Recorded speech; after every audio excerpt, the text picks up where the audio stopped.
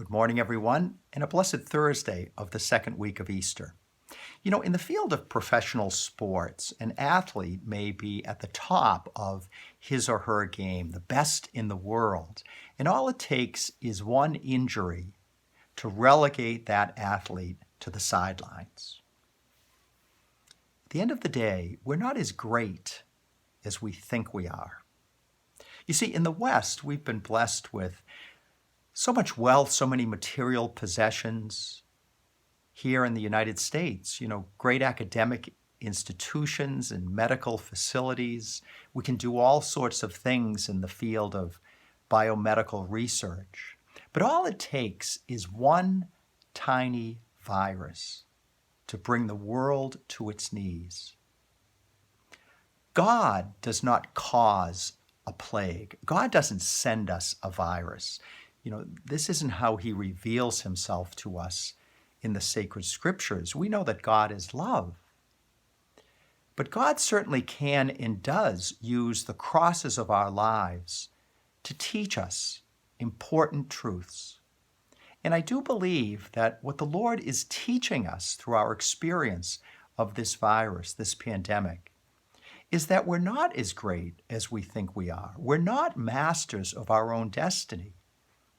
He is teaching us that at the end of the day, we must realize that God is the creator of all, that God is the master of the universe, and that God deserves our obedience and our praise.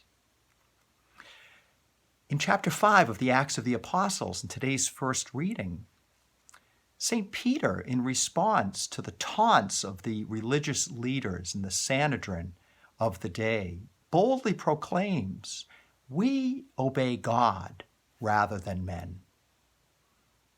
He and John have healed this crippled man through the presence of the Holy Spirit.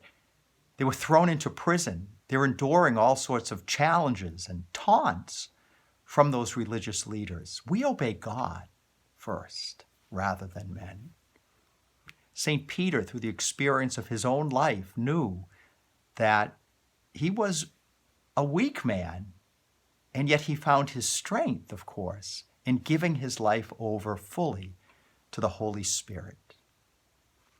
God comes first in our lives, not only during difficult times, but when all is well, when everything is going great. God must always be first in our lives.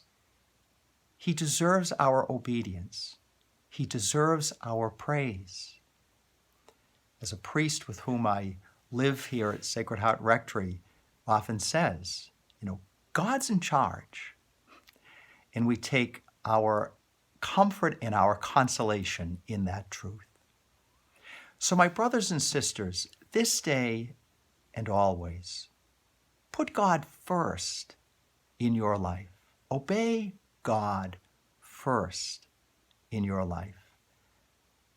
Remember that life is a gift, that all good things come from God, and that this Lord of the universe and creator of all is also ever by our side, loving us, guiding us, and supporting us.